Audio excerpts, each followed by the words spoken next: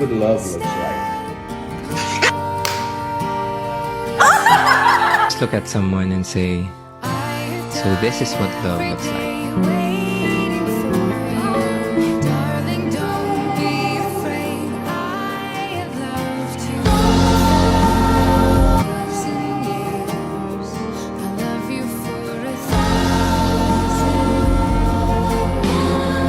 Have you ever just look at someone and say, so this is what love looks like?